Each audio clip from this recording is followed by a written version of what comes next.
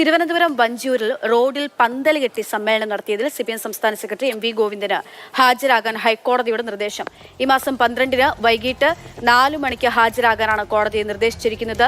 ബിനിൽ വിവരങ്ങളുമായി ചേരുകയാണ്. ബിനിൽ, വളരെ പ്രധാനപ്പെട്ട ഒരു വാർത്തയാണ്. ഇതിൽ കോടതി കുടഞ്ഞിരുന്നു ഇത്തരത്തിലുള്ള സമ്മേളനത്തെ ചൊല്ലിയും അന്ന് നടന്ന സംഭവ വികാസങ്ങളിലും. ഇപ്പോൾ എന്താണ് നിർദ്ദേശം, എങ്ങനെയാണ്?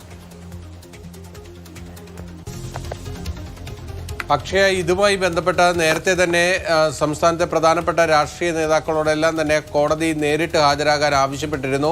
10-ാം തീയതിയായിരുന്നു MV ഗോവിന്ദൻ അടക്കമുള്ളവർ എത്തേണ്ടിയിരുന്നത്. എന്നാൽ MV ഗോവിന്ദൻ സമയം നീട്ടിച്ചൊതുക്കിയായിരുന്നു. പാർട്ടി സമ്മേളനം അടക്കം ചൂണ്ടിക്കാണിച്ചുകൊണ്ടാണ് സമയം ദീർഘിപ്പിച്ചു നൽകണമെന്ന ആവശ്യം അദ്ദേഹം മുന്നോട്ട് വെച്ചത്.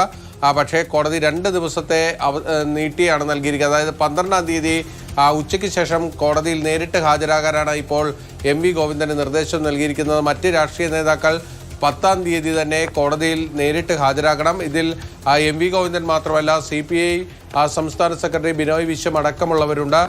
അതായത് വഞ്ചിയൂരിൽ CPM റോഡിൽ പന്തൽ കെട്ടി സമ്മേളനം നടത്തിയെങ്കിൽ സെക്രട്ടേറിയറ്റിന് മുന്നിൽ നടത്തിയ സമരമാണ് CPI നേതാക്കളെ വിളിച്ചു വരുത്താനുള്ള കാരണം. അതോടൊപ്പം തന്നെ കൊച്ചിയിൽ കൊച്ചി കോർപ്പറേഷൻ മുന്നിൽ പാതയോരത്ത് സമ്മേളനം നടത്തിയതിന് DCC പ്രസിഡന്റ് മുഹമ്മദ് ഷിയാസ് അടക്കമുള്ളവർക്കെതിരെയും കോടതിയലക്ഷ്യ നടപടിയുണ്ട്. അങ്ങനെ പ്രധാനപ്പെട്ട രാഷ്ട്രീയ നേതാക്കളെല്ലാം തന്നെ കക്ഷി രാഷ്ട്രീയ വ്യത്യാസമില്ലാതെ ഹൈക്കോടതിയിലേക്ക് ഹാജരാകേണ്ടി വരികയാണ്. 10-ാം തീയതി മറ്റ് രാഷ്ട്രീയ നേതാക്കൾ എത്തണം. 12-ാം തീയതി MV ഗോവിന്ദനും നേരിട്ടെത്തണം.